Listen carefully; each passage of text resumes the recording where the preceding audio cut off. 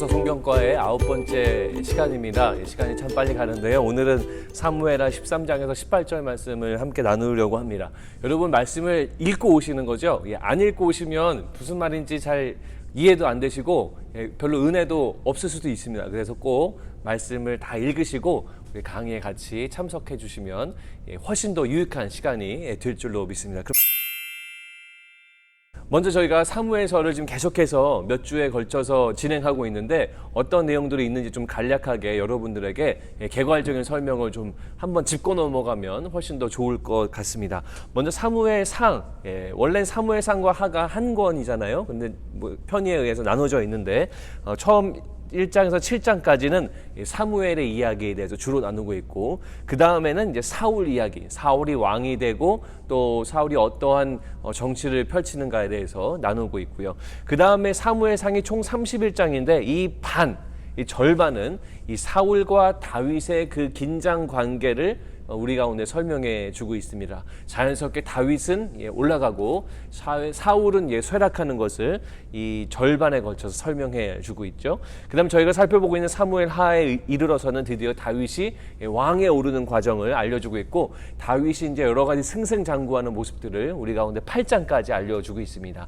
자, 저희가 지난주도 살펴봤고 오늘도 살펴보게 될 9장 이후에는 다윗이 좋은 통치를 했지만 통치가 흔들리는 장면들이 이제 펼쳐지고, 사무엘 하가 나중에는 이제 다윗의 노래와 또 이런 정치와 이제 통치를 랩업하면서 이 말씀이 끝나게 됩니다. 이런 큰 그림을 가지고 저희가 한 장 한 장을 이해하면 훨씬 더 도움이 될 것 같습니다. 본격적으로 저희가 13장의 말씀을 살펴보려고 하는데요. 우리 13장을 살펴보기 전에 한 구절, 지난주 말씀을 좀 살펴볼 필요가 있어요.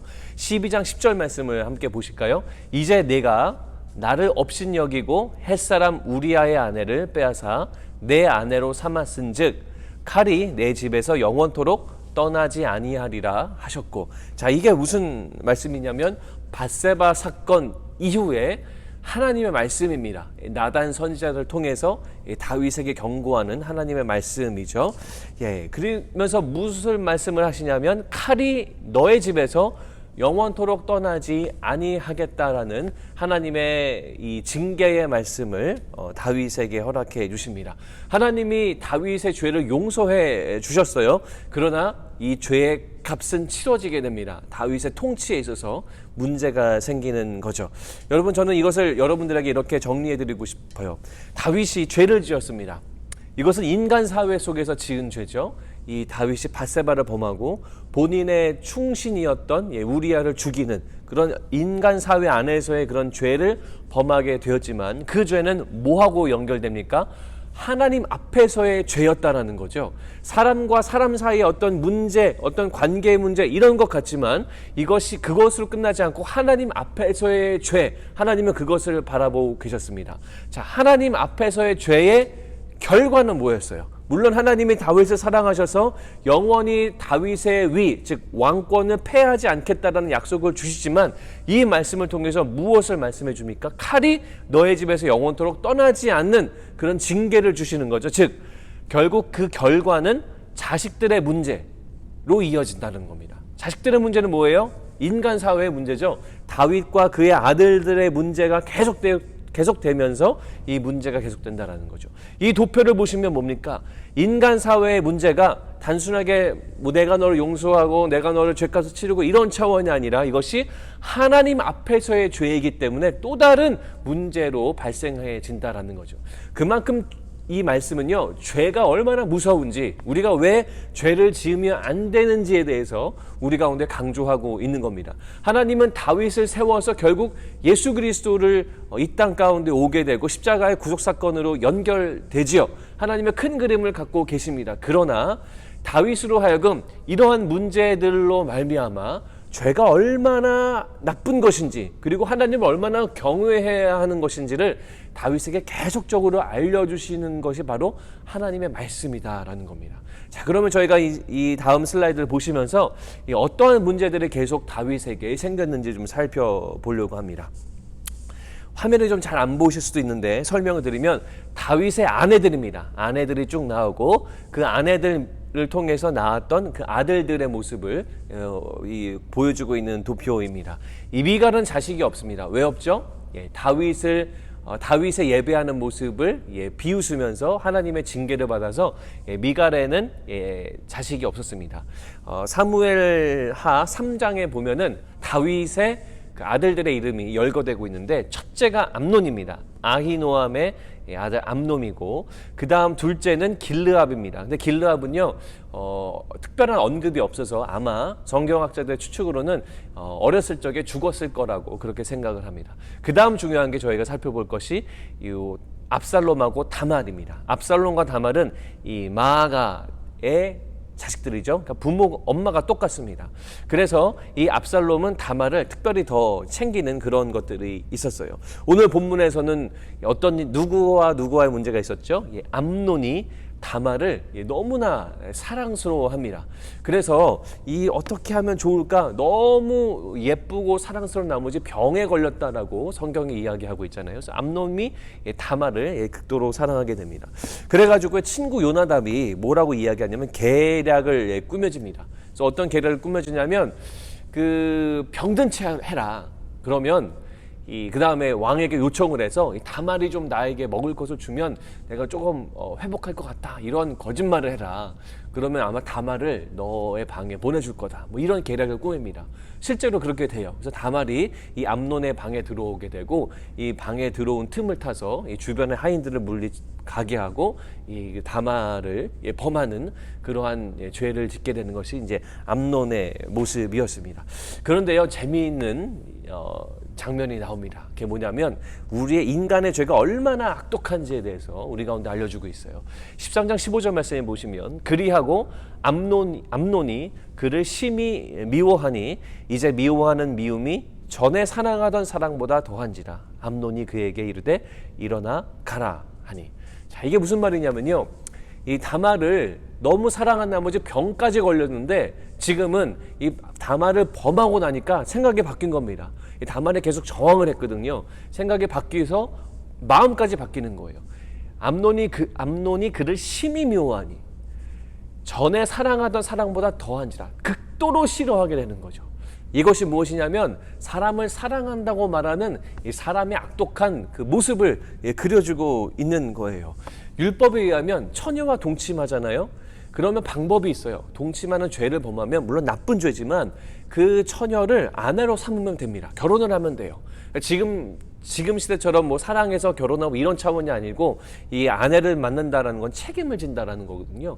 본인이 어떠한 잘못을 저질렀으면 회개하고 그 책임을 지면 된다라고 성경에 나와 있는데 이것까지도 이 암논은 행하지 않는 겁니다. 하나님 앞에서 죄를 범하게 되는 거죠. 제가 종종 우리 청년들에게 강의를 하게 될 때 꼭 이야기하는 것이 바로 이 구절입니다. 뭐냐면 이 스파크를 너무 믿지 말라는 거죠. 물론 스파크도 사랑의 일부분이지만 이것은 전체가 아니다라는 겁니다. 사랑은 오래 참고, 성경에 말하는 사랑은 긴 시간 확증되어지는 것을 우리 가운데 가르치고 있습니다. 한순간에 벌어지는 그런 사랑은 일부이지만 전체는 아니다라는 거죠. 자, 이것을 놓고 압살롬, 이 다말의 같은 어머니의 자식이었던 압살롬이 이 이야기를 듣고 일을 갑니다. 내 누이인 다말을 범했는데 범하는 곳을 끝나지 않고 그대로 버려두는 거야? 이러면서 복수를 시작을 하게 되는 거죠. 2년이 지납니다. 2년 동안 왜 압살롬을 꼭 참고 있었냐면 이 암논이요, 아까 도표에 보신 것처럼 장자예요. 장자라는 건 뭐냐면 다윗 이후에 다윗이 죽으면 왕이 될 첫 번째 그 왕위 상속자가 바로 이 암논입니다. 그래서 쉽게 대할 수는 없는 거예요. 그래서 무려 2년의 시간 동안 상황을 잘 엿본 다음에 복수를 하게 되는 겁니다. 술을 먹이고 술 취한 상태가 됐을 때 이제 이 압살롬의 사람들이 가서 이 암논을 죽이게 되는 거죠. 다윗이 좋아했을까요? 싫어했을까요? 다윗은 당연히 싫어했습니다. 다윗은 이 압살롬이 암논을 죽였다는 이야기를 듣고 굉장히 슬퍼했다라고 성경이 이야기하고 있습니다. 압살롬은 다윗의 시선을 피해서 어디로 도망가냐면 외할아버지 지역, 외할아버지 살고 있는 그 지역으로 도망가서 3년이라는 시간을 보내게 됩니다. 자, 이제 14장부터는요 어떤 이야기가 펼쳐지냐면 압살롬의 반역이 기록되어져 있습니다. 다윗이 승승장구하고 정치를 잘하고 하나님을 사랑하는 그런 통치를 잘하고 있었는데 이제는 다윗의 그 왕권이 쇠퇴해가면서 몰락하는 그런 과정들을 그리고 있고 이거와 비례해서 압살롬이 다윗을 반역하는 그런 장면을 기록하고 있습니다. 자, 압살롬이 멀리 도망갔는데요. 여러 가지 이유로 다시 예루살렘으로 돌아오게 됩니다. 다윗은 화도 났어요. 화도 나면서도 압살롬이 걱정도 되고 또 화도 나면서도 또 잘 지내고 있는지 걱정도 되고 이렇게 자식을 사랑하는 사람이 바로 다윗이었습니다. 요압이라는 군대 장관이 있었는데 요압이 중간 역할을 해요. 그래서 다윗에게 우리 압살롬을 다시 데리고 와야 되지 않겠는가 이런 것들을 하면서 이러한 계략을 꾸밉니다. 드고아에 있는 한 여인, 드고아라는 조금 떨어진 동네에 한 여인을 찾아옵니다. 왜 드고아인지 또 왜 그 여인인지에 대해서는 정확하게 알 수는 없지만 아무튼 지혜로운 여인을 요압이 평소에 알고 있었던 거예요. 그래서 그 여인을 데리고 들어와서 그 지혜로운 여인을 통해서 이 다윗이 마음이 바뀌도록 그렇게 작업을 합니다. 다윗이 마음이 조금 열렸어요. 그래서 그 멀리 떨어져 있는 그 압살롬을 다시 예루살렘으로 오게 해라라고 해서 예루살렘으로 압살롬이 돌아오게 됩니다. 자, 2년 동안 가만히 있다가 암논을 죽였죠. 그 다음에 3년 동안 그 지역에서 숨어 지냅니다. 다시 돌아왔는데 다윗이요 만나주지 않아요. 압살롬을 만나서 그래 너 이제 용서하니까 다시 한번 잘해보자 뭐 이렇게 하면은 압살롬도 마음 편하게 예루살렘에서 살 수 있을 텐데 만나주지 않습니다. 만나주지 않다가 결국은 요압에게 요청하면서 다시 2년 후에 그 다윗은 이 압살롬을 만나주게 됩니다. 그런데 그 만남에는요 진실한 만남은 아니었던 것 같아요. 왜냐하면 압살롬도 그 만남 이후에 반역을 시작하고 그 만남 때도 다윗은 압살롬에 대해서 어떤 선처하거나 다시 어떤 권한을 부여하거나 이런 것들이 기록이 없는 것으로 봐서는 그저 어쩔 수 없이 만나서 볼에 키스했다라고 나오는데 아들을 맞아준 것으로 저희가 이해할 수 있습니다. 자, 이제 반역이 시작이 됩니다. 압살롬이요 아까 그 만남이 진실한 만남은 아니었다 그랬잖아요. 본인이 계속해서 아버지 다윗 왕을 반역하려고 하는 속셈이 그 마음속에 계속 있었던 거예요. 호위병을 50명을 이렇게 모읍니다. 다 모아서 무엇을 하냐면 성문, 예루살렘 성문 곁에 호위병 50명하고 같이 서 있습니다. 근데 그 예루살렘 성문을 지나가는 사람들이 여러 사람들이 있었어요. 대표적인 사람들이 재판을 요청하는 사람들이었습니다. 근데 여기에서 그 성문을 지나서 다윗 왕한테 재판을 받고자 하는 사람들은요 어떤 사사로운 그런 재판들은 아니에요. 뭐 예를 들면 뭐 이웃과의 불화가 있다라든지 아니면 뭐 돈을 꾸어졌는데 돈을 안 갚는다라든지 뭐 이러한 것들보다는 어떤 왕실과의 문제 뭐 이런 큰 굵직굵직한 사건들을 가지고 다윗 왕한테 나갔었는데요. 그런 왕들 그러한 문제를 갖고 오는 사람들을 다 만나는 거예요. 자, 그런 사람들은 어떤 사람들이겠어요? 네, 중요한 사람들인 거예요. 어떠한 사회의 유지라든지 아니면 어떤 권력을 갖고 있는 사람들이 그 재판을 요청했던 건데 그런 사람들 다 만나는 겁니다. 그래서 무슨 말을 해요? 여보시오, 다윗 왕은 당신들의 재판을 다 일일이 받아줄 거 아닙니다. 소위 당신들의 재판을 받게 할 그런 사람들을 특별히 세우지 않았어요. 그러나 나는 지금부터 당신의 재판관이 되어줘서 항상 정의롭고 공의롭게 재판을 해주겠소 라는 말을 하는 겁니다. 압살롬이 다윗의 아들인 것을 다 알고 있었거든요. 다윗 왕의 아들이 이제 내가 재판관이 되어준다. 이것이 꼭 그 왕권을 리플레이스 한다라는 생각까지는 못하고 우리의 좋은 재판관이 되어주겠구나. 내가 다윗 왕을 만나서 재판해야 되는데 못하겠고 우리의 좋은 재판관 왕의 아들이 있네. 이렇게 되면서 압살롬을 따르게 시작하게 되는 겁니다. 일종의 꼬시는 거죠. 성경에 뭐라고 표현하냐면 이스라엘 사람의 마음을 훔치니라 라고 이야기했습니다. 어디서 훔친 걸까요? 다윗 왕으로부터 훔친 거다라고 생각할 수 있습니다. 그러나 성경은 다윗 왕으로부터 사람의 마음을 훔친 차원이 아니라 이것은 하나님으로부터 사람의 마음을 훔친 것, 도둑질한 것으로 우리 가운데 해석하고 있습니다. 하나님이 다윗 왕을 세웠잖아요. 다윗 왕이 선거를 통해서 본인이 왕이 되겠습니다. 이것이 아니고 하나님이 기름 부어 세운 사람을 속인다는 것은 하나님을 속인다는 것과 마찬가지입니다. 압살롬은 그런 믿음이 없었어요. 그러한 신앙이 없었습니다. 어떻게 되는지 저희가 좀 살펴보겠습니다. 사람들이 막 모았잖아요. 그래서 헤브론으로 가요. 헤브론으로 가서, 예루살렘이 아니고 헤브론으로 가죠. 헤브론으로 가서 뭐 하냐면 셀프 선포. 이게 뭡니까? 본인이 스스로 내가 이스라엘의 왕이다, 헤브론의 왕이다라고 본인이 선포하는 겁니다. 자, 왜 굳이 헤브론으로 갔냐면 아버지 다윗도 헤브론에서 왕으로 추대됐어요. 다시 한번 선포되어졌죠. 물론 기름 부음은 그 전에 받았지만 공식적인 왕의 취임은 바로 헤브론에서 이루어졌어요. 그 다음에 헤브론은 그 고대 이스라엘 선조들의 어떤 성소와 같은 장소였죠. 그런 상징적인 장소였기 때문에 헤브론으로 갔고, 또 한 가지 중요한 것, 원래 헤브론이 이스라엘의 수도였어요. 캐피털이었잖아요. 그런데 다윗이 예배하기 위해서 예루살렘으로 옮겨갔습니다. 성경에는 나오지 않지만 아마 헤브론 사람들은 수도에 살고 있는데 수도를 뺏겼네 라고 하는 일종의 약간의 아쉬움과 또 섭섭함이 분명히 있을 거거든요. 그런 것들을 역이용하는 거죠. 그래서 내가 이제 이스라엘 왕이 되고 여기가 수도가 될 거야, 마치 그런 어떠한 청사진을 보여주는 것 같은, 그래서 헤브론 사람들이 이 압살롬을 따를 수 있도록 그러한 일종의 트릭을 쓰는 것이 바로 압살롬의 모습입니다. 그러면서요, 결국 압살롬의 반역의 플랜은 성공하게 됩니다. 4년 동안 무려 이 작업을 했어요. 4년 동안 조심스럽게 이 작업을 해서 헤브론에서 본인의 왕으로 스스로 등극하게 되는 겁니다. 성경에 보면 다윗의 모사, 다윗의 최측근이었던 아히도벨까지 압살롬으로 넘어가게 되는 것을 알려주고 있습니다. 압살롬의 모습을 보면서 저희가 거짓 선생의 특징을 좀 살펴보고 싶습니다. 여러 가지를 좀 볼 수 있는데 저희가 조금 강조하고 싶은 부분이 두 가지가 있어요. 그게 뭐냐면 자기 강조예요. 자기 강조. 압살롬은 거짓된 선생이잖아요. 다윗이 이스라엘 왕인데 본인이 스스로 왕이 되는 거짓된 선생입니다. 근데 이것을 사람들에게 알리면서 무엇을 강조했냐면 자기를 강조하는 거예요.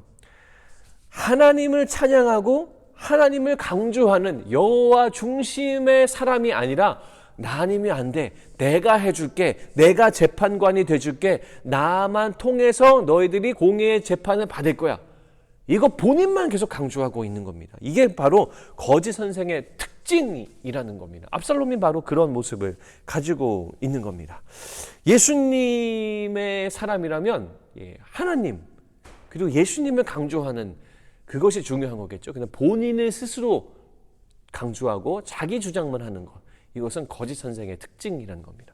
두 번째는 인간 중심이다라는 거죠. 제가 지난주 설교 때도 함께 나누었죠. 사람의 소문, 어떤 사람의 숫자에 우리의 소명을 빼앗기게 되면 사역이 흔들린다, 이런 말씀을 나누지 않았습니까?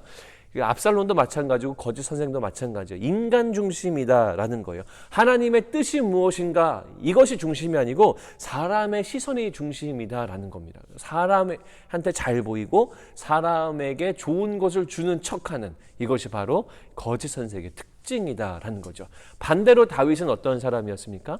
철저하게 자기를 강조하지 않아요. 여호와 하나님과 언약을 강조하고 자기의 욕심대로 사람을 죽이지 않습니다. 하나님의 뜻대로 순종하는 사람이 바로 다윗이었습니다. 인간 중심이 아니죠. 하나님 중심, 철저하게 여호와 말씀, 여호와 예배 중심이 바로 다윗이었다는 거죠. 바로 여기서 이 아들과 아버지의 차이가 확연하게 드러나게 되는 겁니다.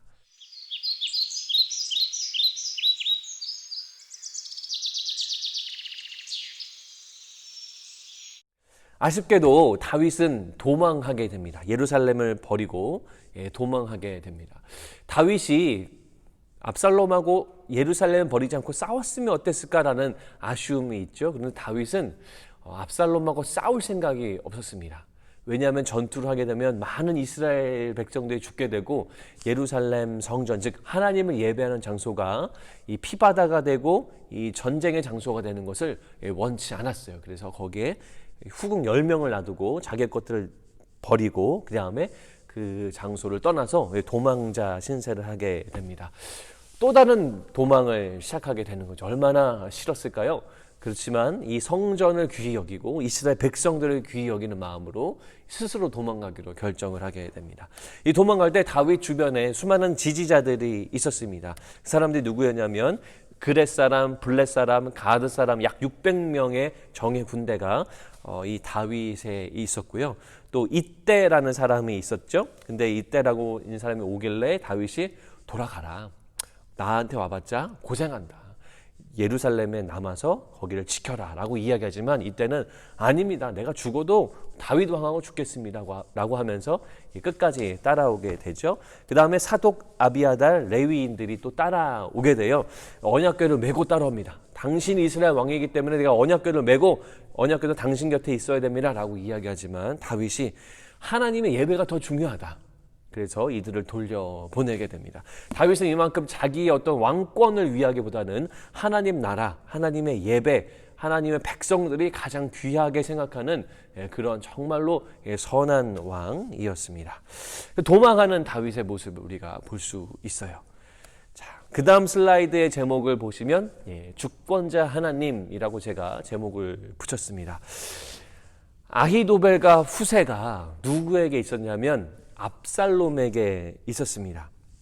아까 설명드렸지만 아히도벨은 다윗의 최측근이었는데 압살롬 진영에 합류하게 된 사람이었습니다. 후세는요 다윗 사람이었는데 위장으로 이 압살롬의 진영에 합류하게 됩니다.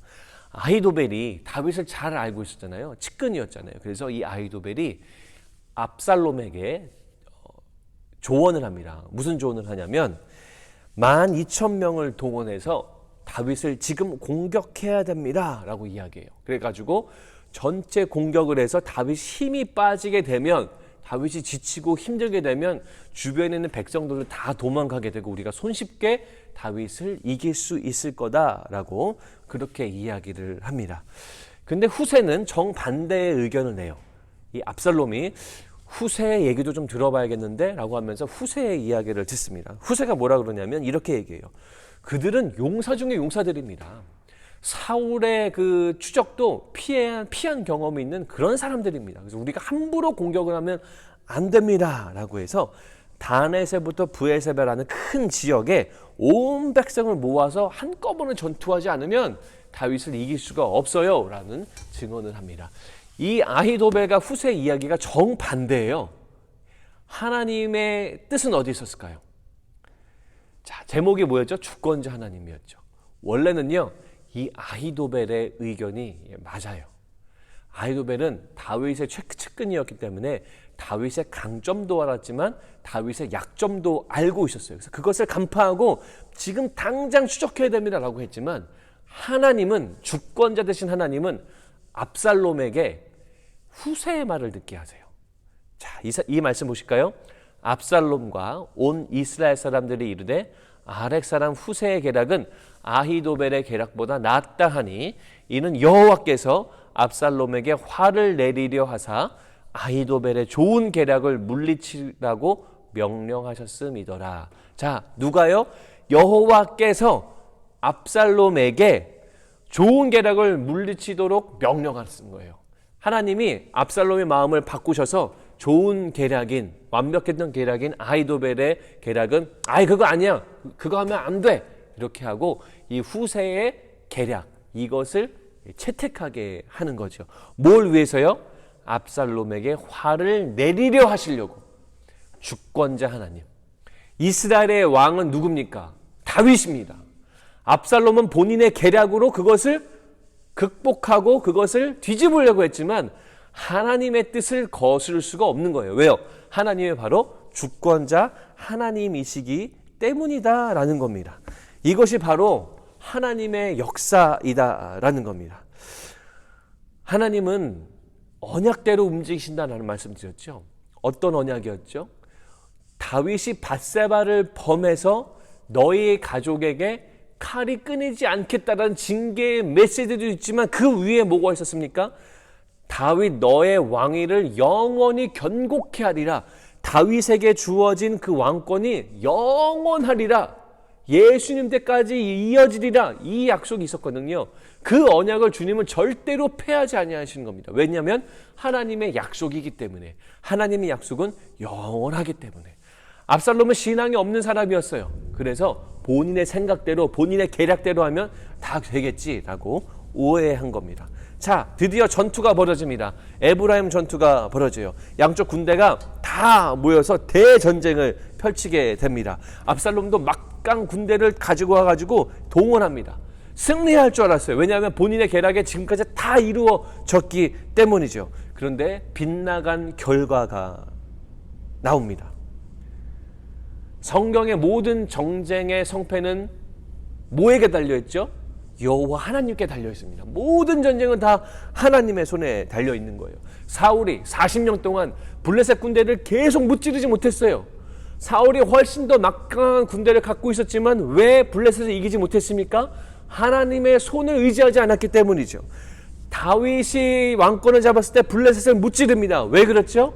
다윗은 철저하게 하나님을 의지하는 왕이었기 때문이다라는 거예요. 모든 전쟁의 성패는 하나님의 손에 달려 있는 겁니다. 그래서 결국 어떻게 됐습니까? 이 에브라임 전투에서 다윗이 승리하게 되는 겁니다. 압살롬이 전사하게 됩니다.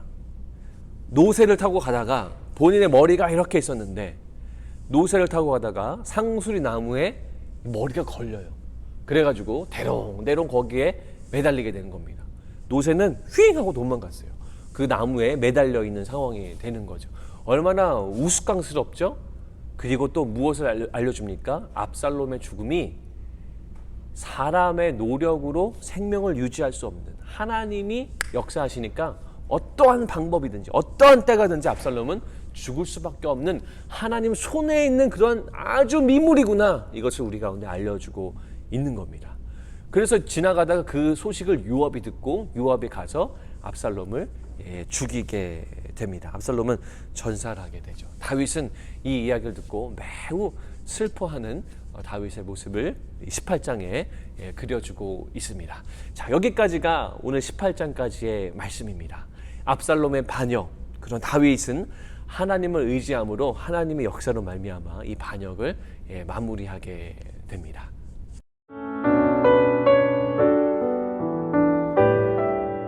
이 말씀을 보면서 함께 여러분들과 묵상하고 싶은 말씀이 있습니다. 18장 33절 말씀에 보시면 왕의 마음이 심히 아파 문 위층으로 올라가서 우니라.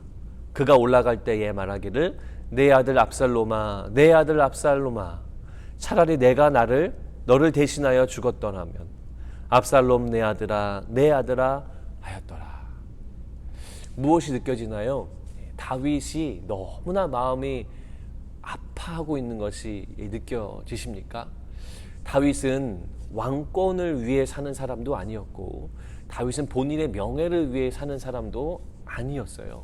본인의 아들을 너무나 사랑하는 사람이 바로 다윗이었습니다. 물론 압살롬이 나쁜 일을 저질렀지만 그것에 대해서 아파하는 자가 바로 다윗의 모습이었다라는 겁니다.